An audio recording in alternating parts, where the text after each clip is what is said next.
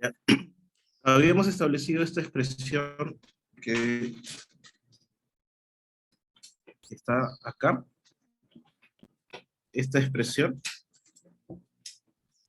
de la ecuación diferencial del movimiento, con movimiento en la base para representar a las acciones sísmicas, las acciones de carga y descarga. Tenemos la fuerza inercial, la fuerza restauradora, la fuerza amortiguadora. Y lo que hemos dicho, bueno, ¿cómo relacionamos la estática con la dinámica? Habíamos puesto esta condicionante, ¿no? Cuando la velocidad es igual a cero, la función o el desplazamiento es máximo, entonces ese punto va a pertenecer a la curva de capacidad. Y hasta ahí podemos hacer, mediante la técnica del empujón o pushover, esta curva. Pero ¿cómo relacionamos con la dinámica? Porque nos falta complementar con la velocidad. Entonces, la velocidad o la fuerza amortiguadora, que es esta componente, tiene que ver con el amortiguamiento. Entonces, habíamos comentado, tenemos un amortiguamiento inherente, ¿no? Que es, si medimos, digamos, frente a vibraciones ambientales o dentro del rango elástico de la estructura, el factor de amortiguamiento va a estar en el orden de 1.5, 2, 3%, dependiendo del tipo de vibración. Habíamos comentado también que cuando la estructura está antes de alcanzar el rango inelástico, es decir, antes de alcanzar la fluencia, o muy cercano a ella, el factor de amortiguamiento que se podría esperar en este rango es aproximadamente el 5%. ¿Sí? El valor de diseño es el 5%, porque lo que se hace es considerar modelos en los diferentes tipos de análisis bilineales. Pero sabemos que la estructura tiene un límite de proporcionalidad y a partir de este punto deja de comportarse de manera elástica. Es decir, dentro de este rango que es elástico, vamos a tener el amortiguamiento inherente, que es un amortiguamiento viscoso. Y luego de esta etapa vamos a tener un amortiguamiento histerético. Es decir, para representar a la estructura mediante un sistema de grado de libertad elástico, lo que vamos a hacer, este amortiguamiento histerético, le vamos a sumar al amortiguamiento inherente. No puedo rayar bien porque no estoy trabajando con mouse. Y vamos a tener el amortiguamiento histerético. Eso es lo que habíamos conversado. Y habíamos establecido las diferentes reglas de histéresis. ¿Sí?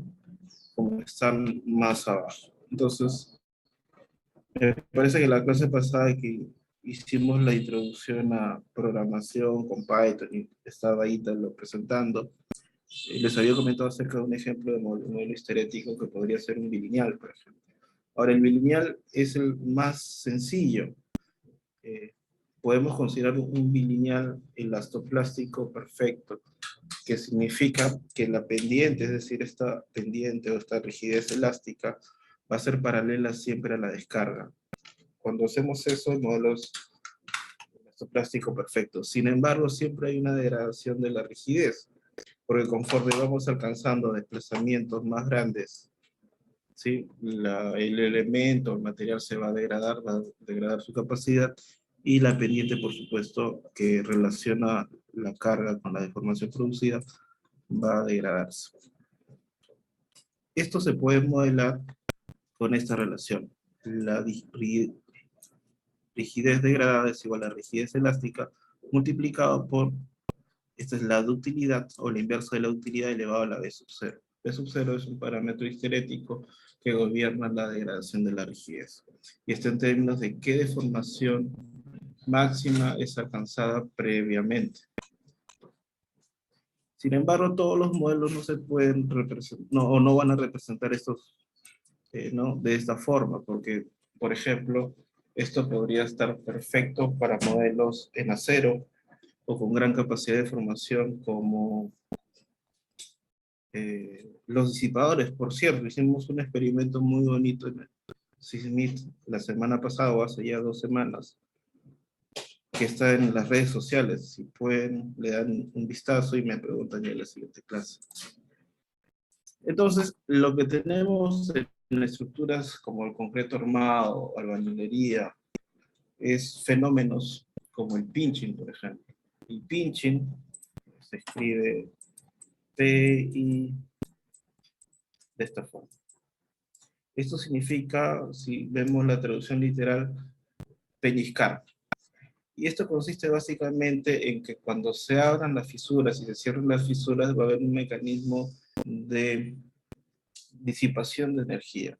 Además de esto va a haber un proceso por el cual imagínense que está abierto la fisura, el elemento va a tener menos rigidez a que cuando el elemento está cerrado. Esto va a producir que haya un ablandamiento y un endurecimiento en el comportamiento.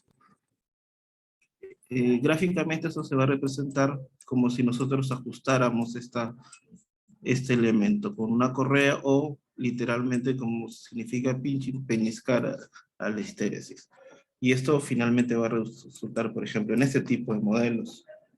Como ven acá hay un endurecimiento y un ablandamiento y otra vez un endurecimiento. Y esto ocurre porque las fisuras se abren y se cierran, ¿no? Por ejemplo, si tenemos una viga o un muro de esta forma y acá hay una fisura y empujamos de esta forma, como acá no hay contacto, lo que va a pasar es que tenga una rigidez.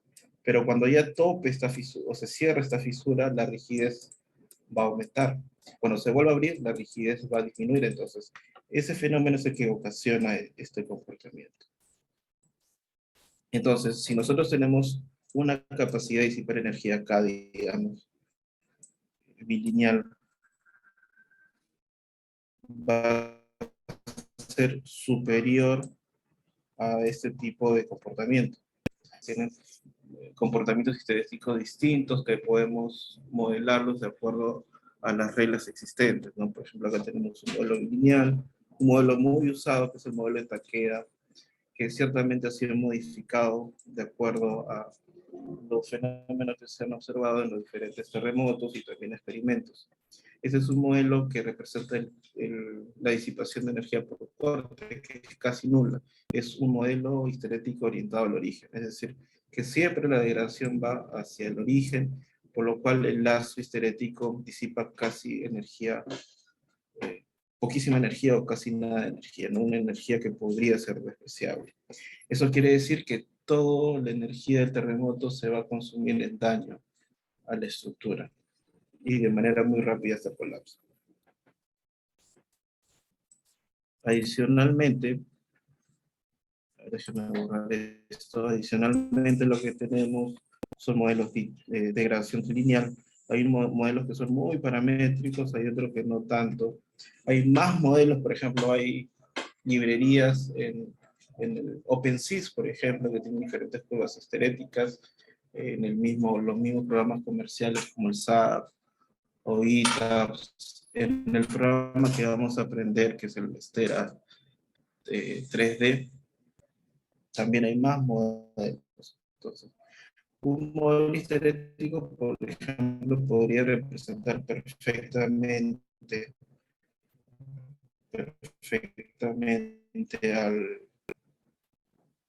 a un disipador de energía, como el que les contaba que se ensayó en cine recientemente. Me parece que les pasé ese video. ¿Me pueden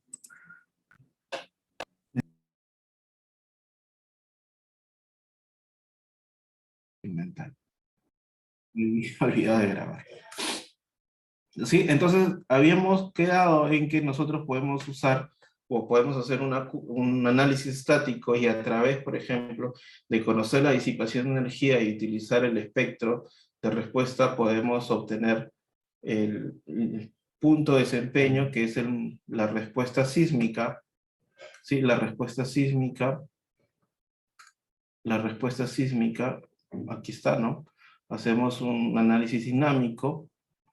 Por un lado, tenemos la respuesta sísmica, es un análisis no lineal. Por otro lado, podemos hacer un análisis estático no lineal, un pushover, pero podemos hacer una equivalencia del análisis dinámico en esta curva estática, sabiendo cómo se va a comportar histeréticamente los elementos. Y a través de un balance sí, un balance de la demanda sísmica mediante el incremento del amortiguamiento y la relación del amortiguamiento con la ductilidad, es posible establecer este punto de convergencia que se va a llamar desempeño sísmico. Sí, y si conocemos, por ejemplo, el nivel de deformación que se espera a través de resultados experimentales, es posible tener el nivel de daño, ¿no? El nivel de daño que posteriormente se va a cuantificar a través de las pérdidas que se obtienen para medir el riesgo a la que está sometida o la que está atravesando cierta estructura, y a partir de esto considerar ¿no? Considerar la cantidad de reforzamiento que se necesita. Les había puesto, creo, este video y sí, que nos toca ver ahora, que es modelamiento matemático. Principalmente los modelos que hacemos son o macromodelos o micromodelos. Cuando hablamos de que micromodelos, modelamos los elementos o los materiales, pero cuando hablamos de macromodelos, modelamos los elementos. Es decir, si queremos modelar una viga, modelamos una línea, y si queremos modelar la rótula plástica, es decir, la sección del concreto con el acero, podemos establecer, por ejemplo, un resorte. Y así podemos hacer diferentes modelos.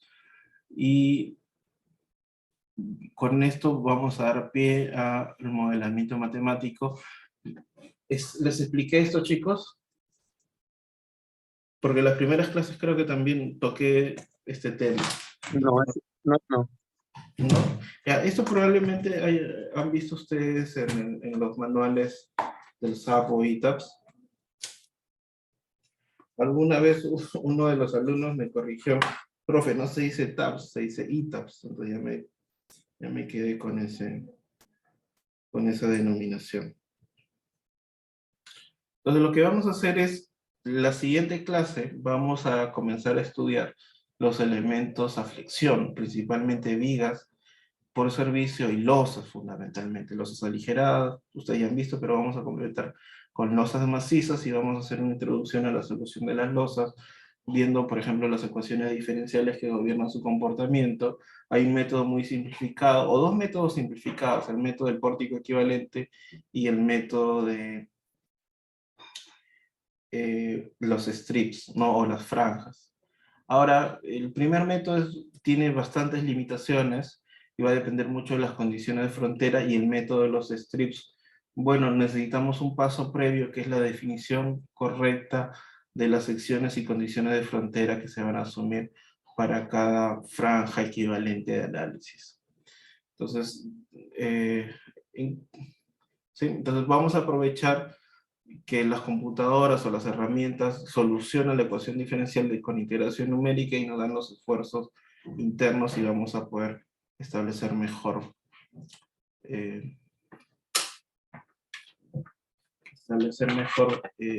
las fuerzas resultantes, ¿no?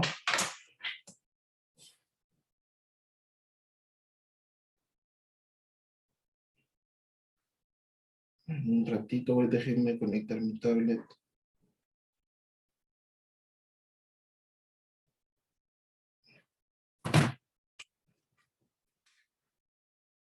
Entonces, vamos a comenzar con los elementos, sí, los elementos viga, los elementos columna. Si esta parte ya lo conocen, me avisan y me salteo o lo hago un poquito más rápido. Entonces, habíamos dicho que podemos modelar, por ejemplo, vamos yendo de fácil a difícil, los elementos tipo línea. Ustedes pues, pueden modelar la columna o la viga, ¿no? Entonces, siempre cuando modelan hay un punto de inicio y un punto final. Y lo que tenemos tenemos ejes locales. Los ejes locales son RGB, ¿no? Perdón, RG, de red, green y blue, ¿no? Que a veces parece sean. Entonces, los ejes locales nos dicen el 1, el 2 y el 3. Entonces, cuando queremos, por ejemplo, el modelo, o el momento, perdón, de una viga, trabajamos con el momento 3. Cuando queremos la carga axial en la viga, en la fuerza 1, que en las vigas es casi despreciable. Si queremos, por ejemplo, el cortante, trabajamos con la fuerza 2. Si queremos el momento de torsión, trabajamos con el momento 1. Y eso nos va a servir. Entonces, esto nos va a servir para lo siguiente. En las vigas tenemos esta característica, que no hay interacción entre la carga axial y el momento. ¿Por qué? Porque la carga axial es despreciable o muy pequeñísima, muy pequeñita. Entonces, lo que podemos hacer es, bueno, trabajar con la envolvente, ¿no? Tenemos la envolvente, esta es la carga de gravedad, están las acciones sísmicas, y cuando diseñamos por sismos, generalmente los nudos o los extremos son las partes que se van a esforzar más, y en el centro, bueno, la parte inferior, ¿no? Entonces, digamos, la sección 1 y la sección 2 van a ser las más esforzadas, y luego va la sección 3, va a ser la que sigue. Habíamos hablado de cuantías mínimas, ¿no? Y habíamos establecido que usualmente para el concreto de 210 y acero de grado 40 tenemos una cuantía mínima de flexión del 0.33%. Esto va a depender bastante de los materiales que se usan. Entonces, en este caso podemos usar para el diseño de vigas la envolvente, cosa que no se puede aplicar en los demás elementos donde hay interacción con otras fuerzas. Por ejemplo, los elementos a flexocompresión. Entonces, vamos a tener, por ejemplo, el eje 1, el eje 2 y el eje... ¿Dónde estás? El eje 3. Entonces, vamos a tener, por ejemplo, una carga axial que va a ser F1, un momento, vamos a suponer que el eje global, para dar la contra, es acá X, Y y Z. Entonces, el momento en X, si uno ve la sección, X es paralelo a -3, va a ser igual al momento -3, y el momento en Y va a ser igual al momento 2. Y entonces vamos a tener una interacción PMX, MY. Entonces no puede ser igual por lo siguiente, o no podemos usar el envolvente por lo siguiente.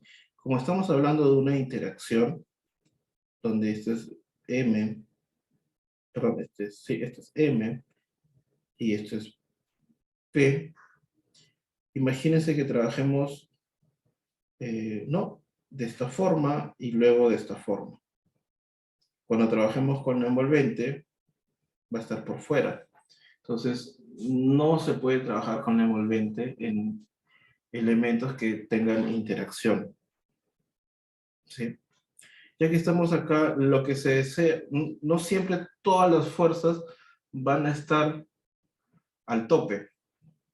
¿Qué me refiero? No necesariamente un elemento que tenga mucha carga axial va a estar con mucho momento.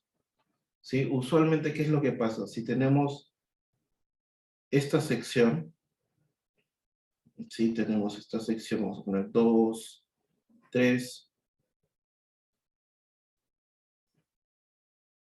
y tenemos acá el sismo en Y, la fuerza externa. Entonces lo que va a pasar es que si tenemos una fuerza en Y, ¿qué va a pasar?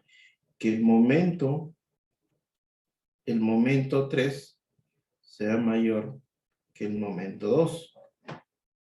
¿Qué va a pasar? Que el corte 3 va a ser menor que el corte 2. Entonces, no todas van a estar al tope. No vamos a encontrar una combinación donde el momento 3 es mayor, el corte 3 es mayor y la carga axial es mayor.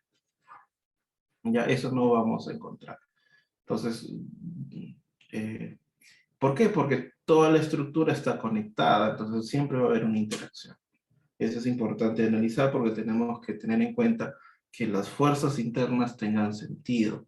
Si no tienen sentido, es un primer indicio de que no estamos yendo por buen camino con nuestro modelo matemático. ¿Ya? Entonces, el siguiente punto que tenemos que observar son los ejes locales en los elementos área. Entonces, un elemento, por ejemplo, losa, un elemento muro, lo podemos modelar como área. En ese sentido, lo que tenemos que hacer es, vamos a comenzar con lo más fácil, la losa.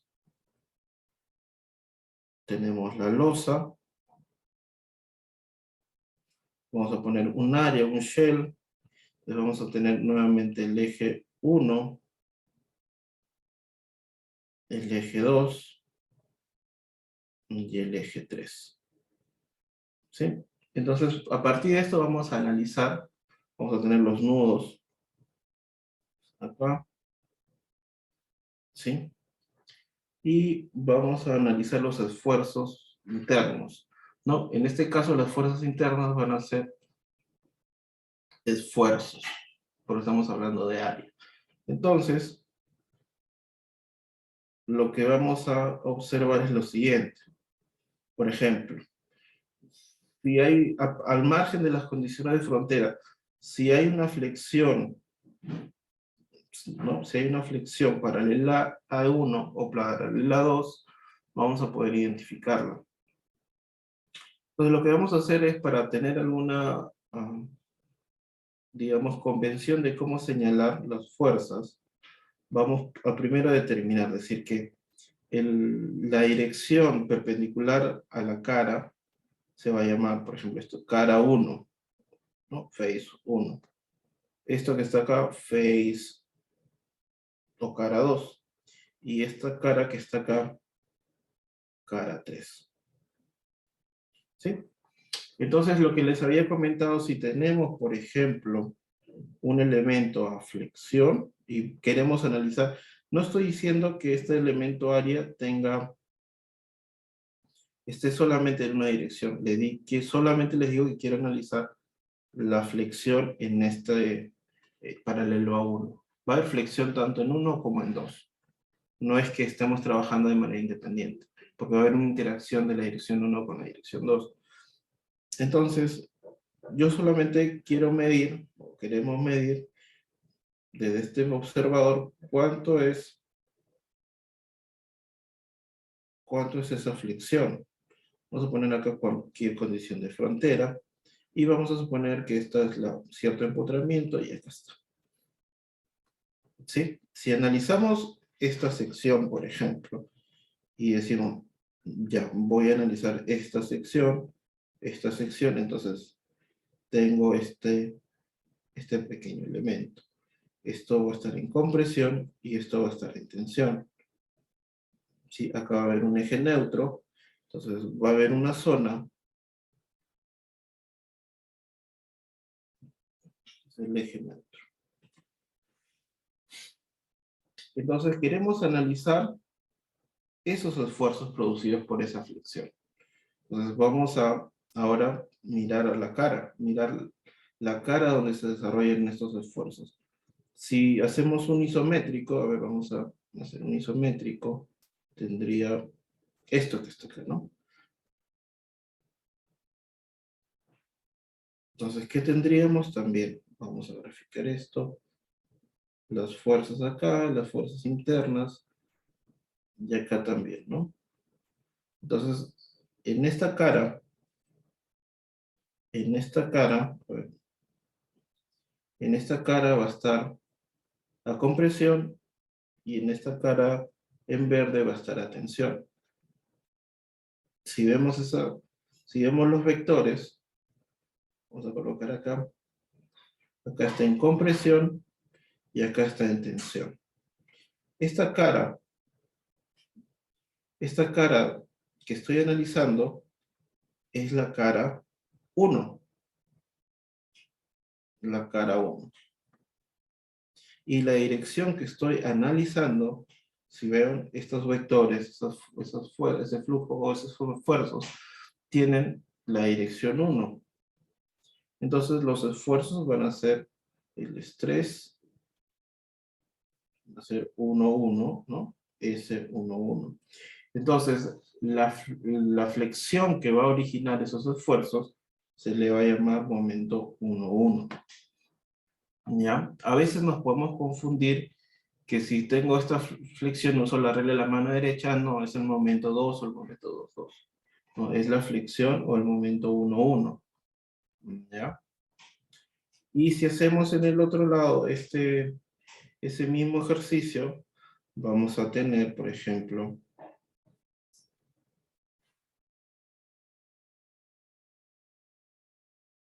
este momento. Hacemos lo mismo vamos a cambiar de color, para el otro lado, paralela.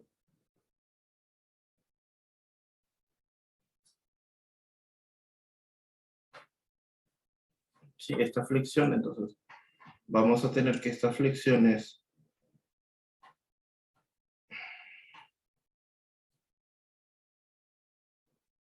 momento 2 2. Y lo que vamos a leer acá, por ejemplo, estos esfuerzos de tensión y compresión, estos van a ser los esfuerzos 2 2. Van a ser los esfuerzos 2. Entonces, cuando queremos hacer control de grietas o control de fisuración en las secciones, vamos a evaluar, por ejemplo, en las losas o en los elementos área, cómo son los esfuerzos 1 1 y los esfuerzos 2 2. Arriba o abajo, dependiendo del momento. Si queremos, por ejemplo, analizar en esta sección, será S1 1 abajo. Si queremos ver en esta zona, S1 1 arriba. Entonces, con eso podemos decir, si es superior a la capacidad de tensión del concreto, bueno, va a haber una fisuración, ¿no? Y podemos ir chequeando para las dos direcciones, o bueno, para las dos direcciones de la losa. Y también, por supuesto, podemos chequear los esfuerzos cortantes, ¿no? Los esfuerzos cortantes. ¿No? En este caso tendríamos esfuerzos cortantes, ¿sí? Entonces, por ejemplo, si nosotros tenemos una viga o un elemento de flexión de este tipo y tenemos que las fuerzas están actuando acá, el corte va a estar actuando en este plano, ¿no? Entonces, si queremos analizar los cortes, vamos a analizar el esfuerzo, por ejemplo. ¿Cuál es la superficie normal a la carga? 3. ¿Y cuál es la dirección? Puede ser 1 3 o 2 3. Esos esfuerzos cortantes nos van a dar, ¿no? Nos van a dar, va a ser el esfuerzo esfuerzo cortante debido a la flexión de la losa. Pero también tenemos otro esfuerzo, que es el esfuerzo de punzonamiento, ¿no? Cuando tenemos el punzonamiento, ¿qué tenemos? Si tenemos, a ver, este elemento área, acá está aplicado la carga, digamos, este es el área.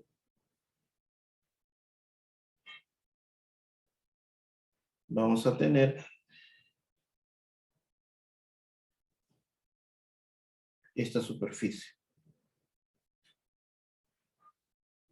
Esta superficie del corte. Entonces tenemos que buscar la orientación. Este es más o menos 45 grados para conocer ese flujo de corte. Entonces ya podemos trabajar, ¿no? Con qué dirección de esfuerzo podemos tomar. O lo que podríamos hacer más sencillo, pues, ¿no? Podemos trabajar, si queremos este flujo de corte. Esto tiene la cara 3, la dirección 3.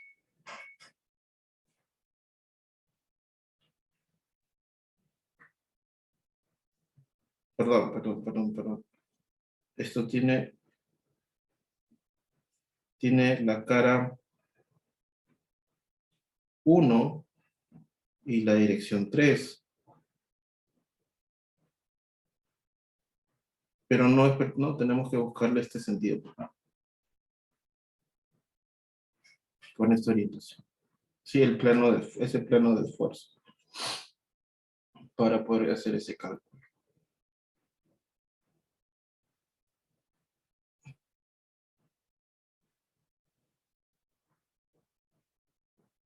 ¿Ya? Y así podemos ir trabajando con esos elementos.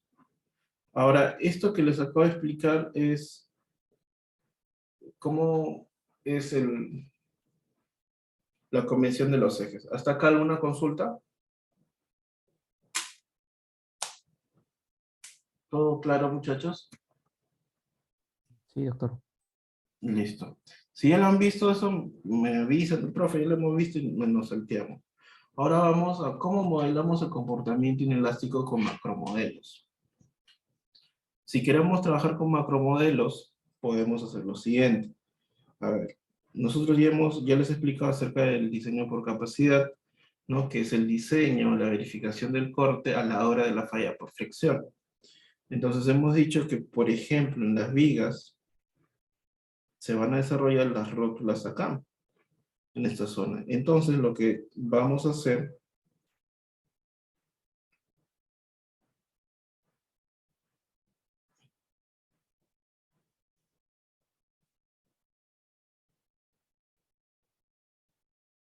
¿sí?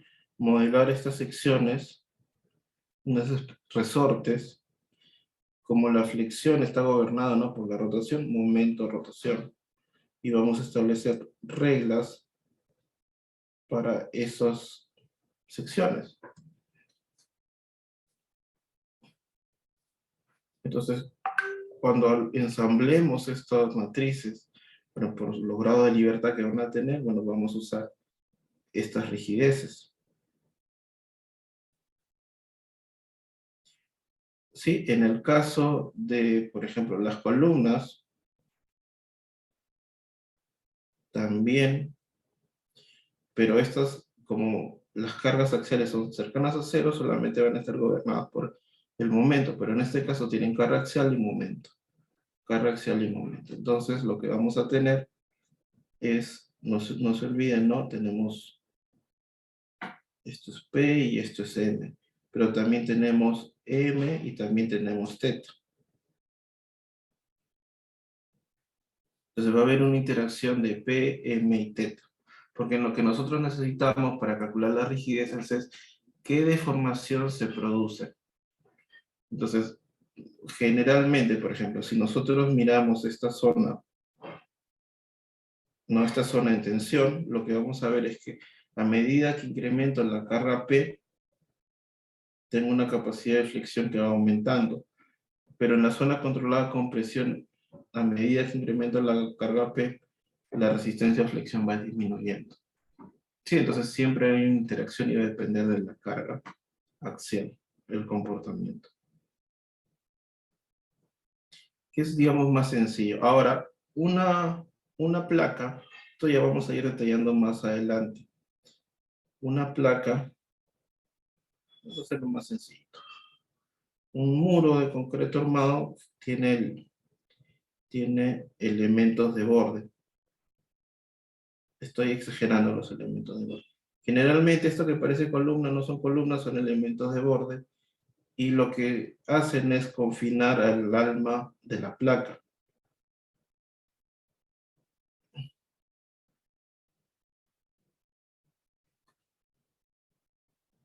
¿Sí? Entonces, yo tengo acá estos elementos, son elementos a flexión, los elementos de borde. ¿Sí? No se olviden, tenemos la placa. En la placa va a haber una rigidez a flexión y una rigidez a corte. Por supuesto, esto puede ser elástico o inelástico. Va a haber la deformación total, va a ser la deformación por flexión o la deformación por corte. Esto también se puede modelar de la siguiente forma. Un elemento tipo viga más un elemento donde solo gobierna la rigidez por corte y están unidos por bielas. Estos modelos de interacción también se pueden hacer, y esto van a representar una placa, aunque ustedes no lo crean. ¿Sí? Pero también pueden usar otro modelo matemático, que es este modelo. Modelan los elementos de corte, perdón, los elementos del borde, y modelan el alma del muro. Entonces, el alma del muro lo que van a hacer es, oye, tiene dos deformaciones, deformación por flexión y deformación por corte, que están en serie. Y este modelo representa a una placa, a un muro de concreto armado.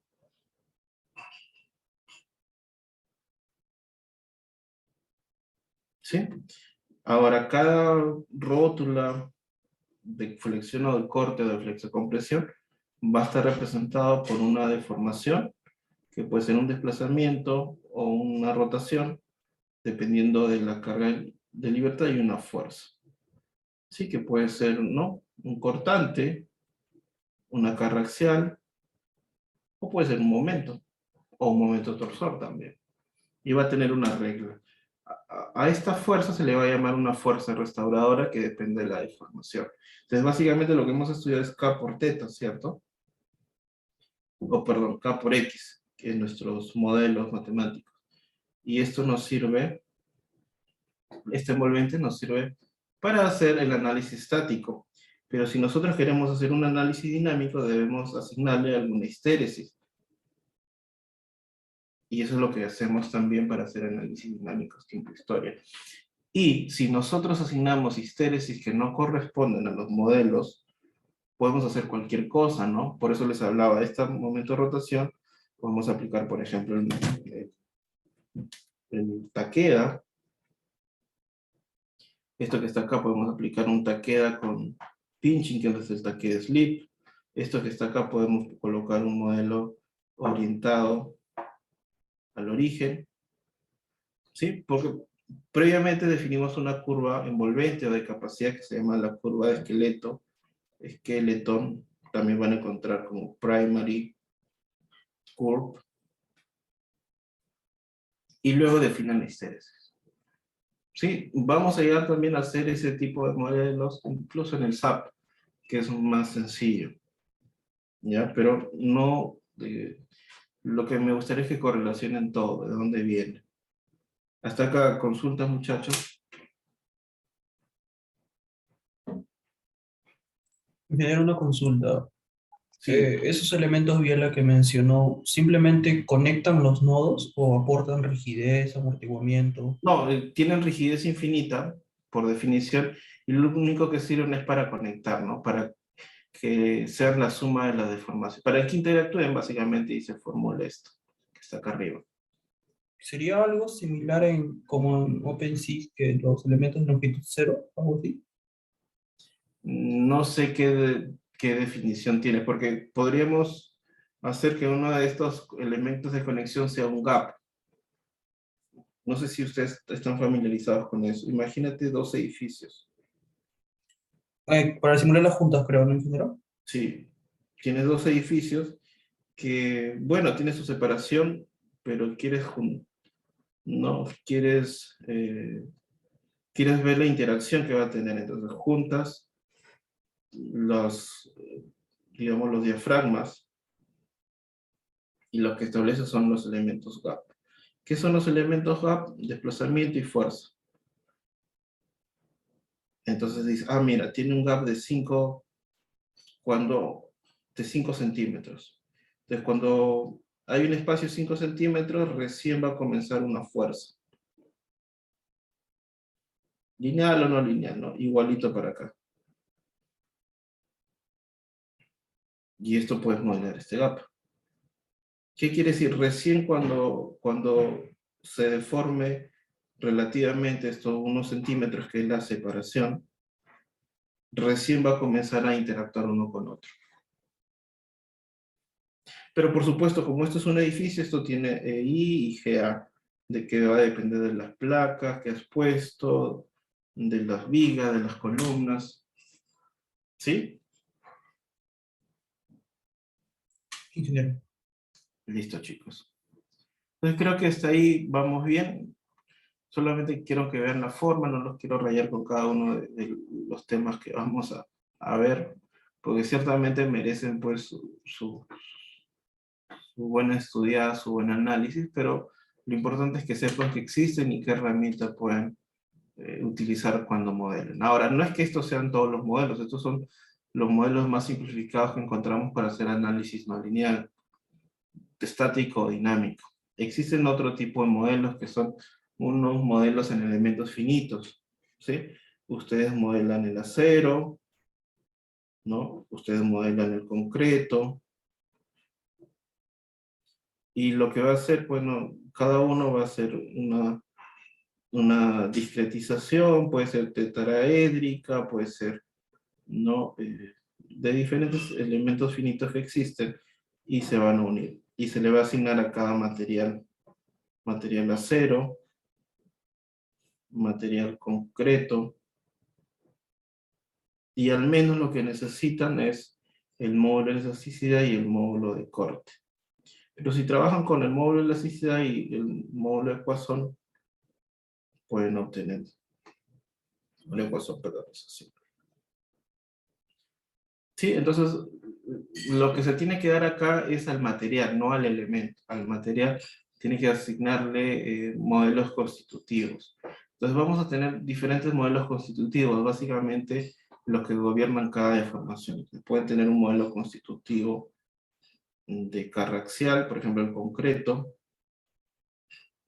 puede ser del acero, ¿sí? Puede ser, por ejemplo, de corte del concreto,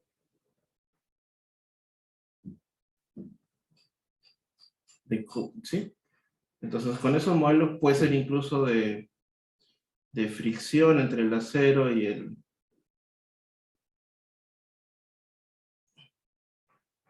¿Sí? De fricción. Entonces va a haber diferentes mecanismos. Ahora, estos modelos, si quieren modelar un edificio con elementos finitos, que se ha hecho, se puede hacer, pero no es práctico para el diseño. Entonces, lo que se ha buscado son modelos un poquito más híbridos, a través de una discretización de elementos que se llaman la técnica de multiresorte, multi-sprint. También en otros lugares la técnica de las fibras, que básicamente consiste, por ejemplo, tengo esto que está acá, entonces tengo mi modelo de acero, divido modelos de concreto.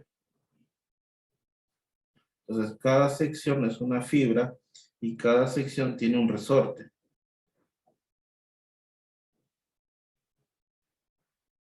¿Sí? Y cada resorte tiene sus reglas, ¿no? Sus reglas de deformación por flexión, deformación por corte, deformación, ¿sí?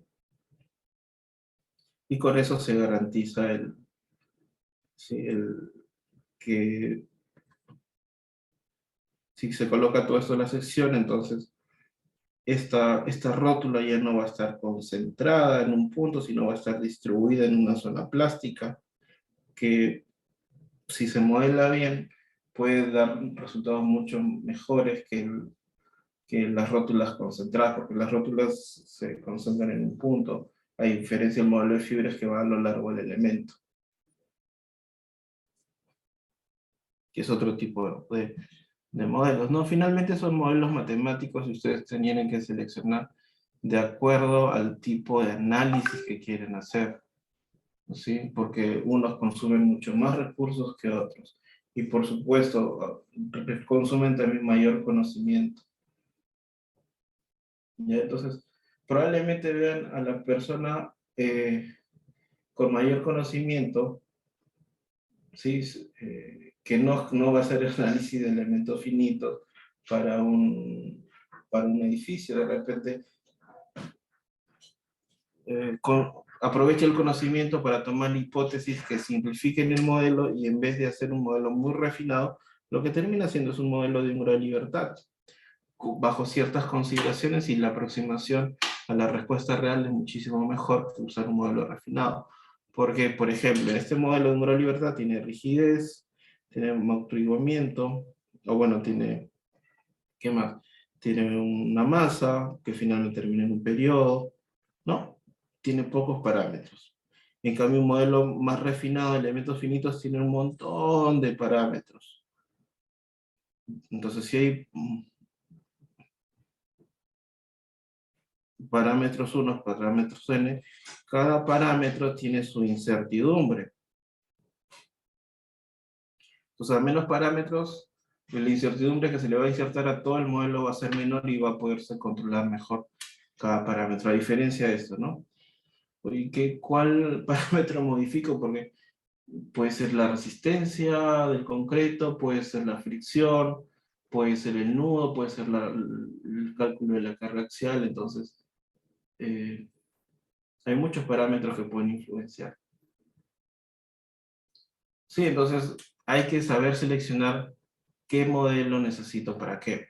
Incluso, por ejemplo, no necesito hacer un modelo de todo un edificio. Por ejemplo, si estoy diseñando conexiones o nudos, lo único que necesito es modelar el nudo, y lo que le hago es trabajar con rotaciones, ¿no? O sea, para dar momentos y para dar lo que yo quiero y analizar.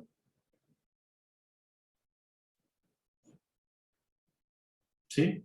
O analizar los fierros resonantes.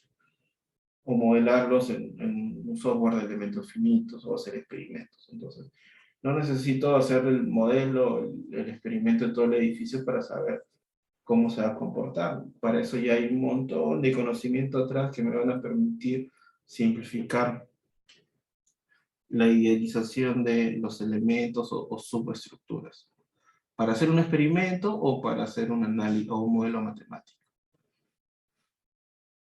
Sí, entonces ustedes tienen que tener eso en cuenta. Incluso para las tesis también no es que se rayen haciendo un modelo súper súper elaborado para poder completar el objetivo de su tesis, ¿no? Por eso es importante que sepan el espectro de modelos que ustedes pueden usar.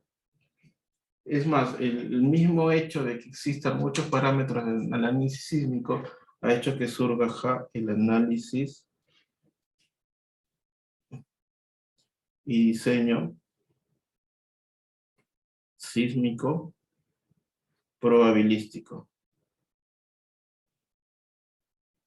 Entonces ustedes tienen los diferentes parámetros 1 hasta el parámetro m, por ejemplo, ¿no? Donde m es mucho menor que n. No van a trabajar con tantos parámetros. Entonces cada parámetro tiene una función de distribución, y lo que van a hacer es alterar cada parámetro para tener una curva ya normalizada de este tipo, ¿no? Donde puedan trabajar, por ejemplo, con intervalos de confianza. Quieres trabajar con un intervalo de confianza del 95%, 90%, y sepas cuál es el mínimo, el máximo y el más probable. Y ahí está. Entonces ya puedes manejar eso, porque el análisis sísmico tiene muchos parámetros, no solamente en el comportamiento estructural, sino en la misma demanda o el mismo peligro sísmico. Entonces, pretender pues que mi análisis va a ser tal cual lo que va a pasar, no es, sería ser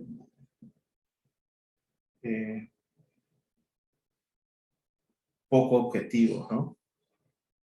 Porque hay muchos parámetros que van a influenciar. Entonces, eso les tiene que llevar a pensar. Cuando en el proceso de diseño, tampoco, por ejemplo, voy a decir, mira, este fierro lo voy a usar de media, este fierro de 5/8, este de 3/4. ¿Por qué? Porque finalmente la respuesta no se va a acercar a lo que ustedes van a calcular con precisión, y tampoco esto va a favorecer el proceso constructivo.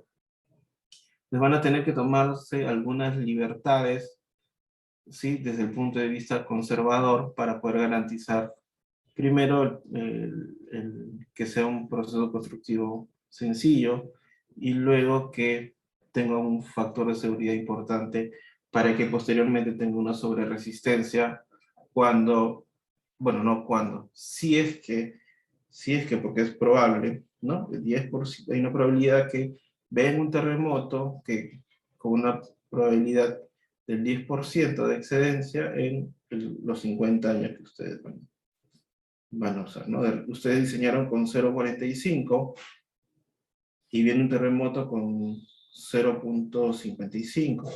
Entonces, como hay un valor de sobreresistencia, ya, bueno, diseñé para esto, pero mi sobreresistencia dice que pasa esto, que va a resistir esto.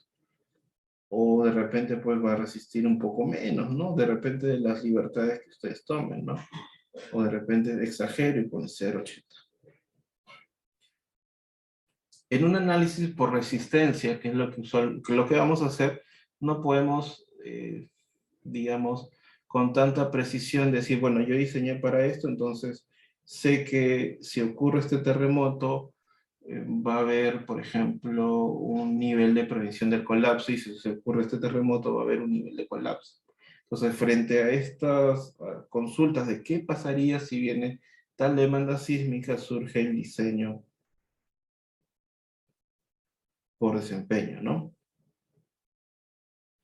Que ya no solo te dice, oye, ¿qué pasa? La resistencia nominal reducida es mayor que la fuerza última, sí o no. Sino te dice cuál es el nivel de daño o el estado de daño más probable, más probable. ¿Y por qué te dice más probable? Una forma de cómo calcular estos niveles de desempeño es el siguiente. Por ejemplo, tengo la curva de capacidad de mi análisis. Y lo que hacemos es traducir esto a un modelo, esta es la capacidad máxima, a un modelo bilineal equivalente, ¿no? Donde el área que esté bajo la curva roja idealizada sea similar al área de la curva azul hasta el punto máximo. Este es el estado último. Entonces vamos a tener un punto aparente de fluencia, ¿no? Que no es la fluencia real de la estructura, pero en el modelo bilineal sí lo es. Y lo que vamos a diferenciar es dos partes. El rango elástico y el rango inelástico. ¿Sí? Porque no lineal puede ser incluso en el rango elástico. ¿Sí? Vamos al rango inelástico. Entonces, ¿qué más hago? Secciono en rangos y asigno, por ejemplo. Este rango que está acá le voy a llamar operacional. Este rango que está acá le voy a llamar ocupación inmediata, en inglés immediate occupancy. Este que está acá voy a llamarle seguridad de la vida o life safety. Este que está acá lo voy a llamar collapse prevention o prevención del colapso. Y este que voy a estar lo voy a llamar colapso. ¿Por qué? No es lo... ¿Sí? ¿Por qué? Porque podría estar acá o podría estar acá, ¿no? En este caso podría estar acá o podría estar acá. Por eso te dan regiones. Regiones donde es más probable encontrar cierto nivel de daño. Y esto surge en base a experimentos, experiencias o información levantada después de terremotos. La práctica, o lo que se estableció después de ese proyecto de Visión 2000, es establecer que esto fuera 30% de la zona inelástica, 30%, 20%. Pero esto no se garantiza para todas las estructuras. Probablemente para las estructuras que han sido diseñadas con normas sísmicas, ¿sí? O con mediana capacidad de deformación o de utilidad. Sin embargo, cuando tenemos otro tipo de estructuras como albañilería y especialmente la albañilería informal, estos rangos ya no se pueden aplicar y surgen pues otros estudios, ¿no? Uno de los artículos que tratan de estos temas es el publicado por el doctor Zavala, donde establece rangos de este tipo para albañilería. ¿Sí? Entonces, dentro del rango operacional podemos también distinguir dos etapas. Acá está el agrietamiento y podemos distinguir una etapa que es operacional y acá completamente operacional. Y acá surge un tercer criterio. Nosotros tenemos, según la definición, tenemos estructuras comunes, importantes y esenciales. Esenciales. ¿Sí? Tenemos estos tres tipos de estructura. Y cada tipo de estructura debe, por ejemplo, tener un objetivo de desempeño. ¿Qué supone, por ejemplo? Una estructura común para el sismo de diseño debería estar por esta zona. Una estructura para el mismo sismo, bueno, no para el mismo sismo, no, sino para un sismo mayor, que es por U igual a 1.3, que acuérdense es 500 años, acá es, perdón, 500 años, acá es 1000 años, y acá es U igual a 1.5, que es 2500 años, esto es U igual a 1, significa para que ese peligro, a ver, este común debería estar por acá. Es importante que dice que debería estar por acá. Por acá, ¿no? Por acá. Este esencial debería estar, en teoría ahora, dependiendo del esencial A1 o A2, debería estar por acá. Pero incluso dentro de este rango puede ser operacional o completamente operacional. Existe, o se ha introducido ya desde hace algunos años, en los criterios de...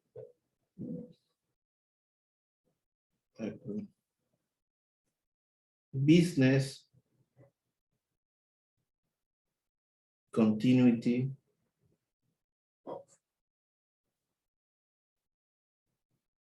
Planning, BSP, ¿no? Que lo que pretende es que nuestro diseño esté orientado ya no solo a mirarlo estructuralmente, sino a mirar el contenido. Al mirar el contenido, o al mirar, perdón, algunos parámetros de respuesta sísmica, ¿sí? Como velocidad, desplazamiento, o distorsión, o aceleración, poder tratar de explicar o de comprender qué es lo que pasaría dentro de la estructura con las componentes que existan. Entonces, al entender eso, podemos diseñar y podemos evitar que, por ejemplo, un grupo electrógeno deje de funcionar, que un sistema eléctrico deje de funcionar, que unos servidores dejen de funcionar. Ya no solamente mirar a la tabiquería como tal, ¿no? Imagínate pues que Google o Amazon se caigan por un terremoto catastrófico, ¿no? O que imagínate que su estructura esté ok, pero todos sus servidores, todo ese equipamiento que está dentro deje de funcionar. Ahora, ustedes han visto por los últimos acontecimientos que un apagón de ese tipo para ese tipo de empresas representa pérdida de miles de dólares o millones de dólares. Una especulación también representa una caída en bolsas de millones de dólares. Entonces, ya estas técnicas están orientándose, o el diseño está migrando pues, a hacer esta mirada. Y esto ya se vuelve más interdisciplinario, ¿no? Ya no solo los estructurales, sino tiene que ver los arquitectos, pueden ser los médicos que son especialistas en equipamiento, pueden ser los ingenieros de telecomunicaciones, entre otros. Consultas hasta acá.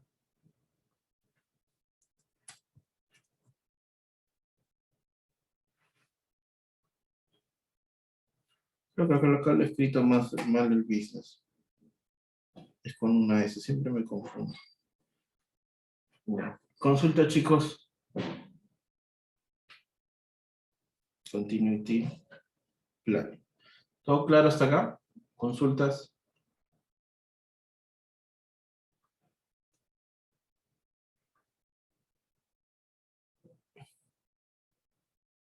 Listo, chicos. Entonces, si no hay consultas, sí, Humberto. Doctor, una consulta. Había visto también de que se hacen otros tipos de análisis, creo que se llama análisis de confiabilidad estructural. Claro, esos análisis de confiabilidad estructural eh, son los que se llaman feasibility y reliability. No, no sé si lo estoy escribiendo bien. A ver, déjenme buscar.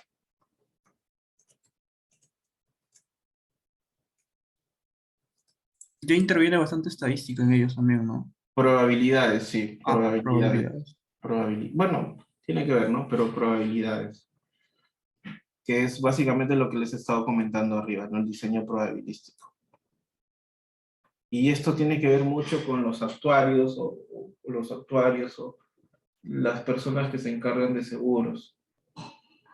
Porque finalmente alguien se sale herido o se deja ahí, se detienen los trabajos, todo se representa a través de dinero. La vida, bueno, ciertamente no tiene precio, pero también se puede cuantificar en algún término o parámetro, por ejemplo, que uno fallece o que uno está muy herido, cuánto económicamente depende de eso, cuánto se le tiene que dar a las familias, en la labor que hace esa persona, no se tiene que reemplazar. Entonces, todo al final termina en un seguro, ¿no? No solamente seguro de terremoto, sino seguro frente a cualquier riesgo catastrófico originado por algún fenómeno natural, incluso ahora también por fenómenos antrópicos, ¿no? O los ocasionados por el hombre. Imagínense la deflagración que hubo en Lima Sur hace algunos años, o recientemente en la carretera, ¿no? Entonces, todo eso se contabiliza, especialmente en la industria donde se mueve tanto dinero. ¿Sí, Humberto? Sí, doctor. Sí.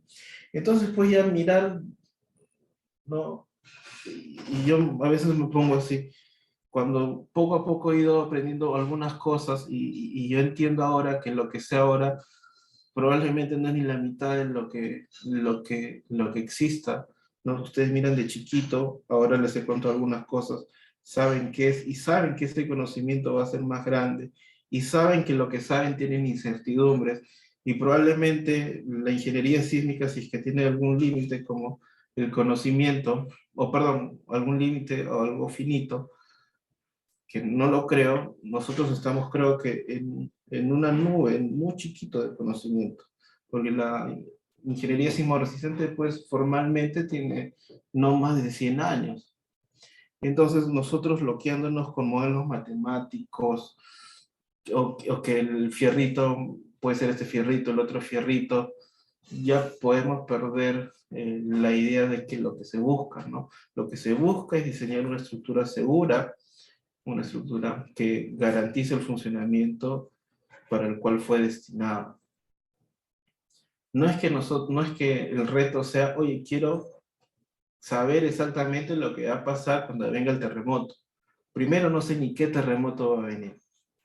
Entonces tampoco sería iluso de mi parte pretender saber o que mi análisis responda, que sea exactamente la misma respuesta que el terremoto que ocurriría, ¿no? Entonces, no lo miren por esa parte, chicos, porque se pueden frustrar. Y a veces cuando conversan con ingenieros mayores, los van a hacer entrar en vereda, ¿no? Es cuestión de perspectiva todo esto. Y no solamente en ingeniería sísmica, sino en general. Tampoco se trata de decir, porque no sé mucho, voy a hacer cualquier cosa. Al final hay factores de seguridad que me van a salvar el pellejo, ¿no? Igual hay que hacer concienzudamente con todo lo poco o mucho que creemos saber los diseños en general, ¿no? ¿Algo más, chicos?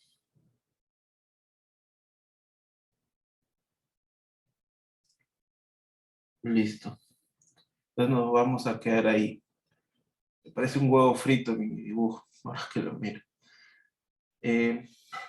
Entonces, en la próxima clase vamos a avanzar con 2 horas de teoría y las siguientes 2 horas van a ser de práctica. Ya en las 2 horas de teoría vamos a comenzar. Voy a hacer una hora de teoría para introducir el diseño de elementos a flexión, que ya lo hemos visto, pero vamos a complementar. La siguiente hora vamos a hacer un taller o un seminario de ETABS, y las siguientes 2 horas o lo que nos dure, la práctica calificada, ¿no? Entonces, para la práctica ustedes tienen que estar con la cámara encendida. Y en cualquier momento, de manera inopinada, voy a pedir que compartan su pantalla. ¿Ya? Entonces tienen que estar conectados para que den su práctica. Ya no es que, oye, me desaparezco y lo envío después, ¿no? Entonces ahí nos quedamos, chicos. Gracias.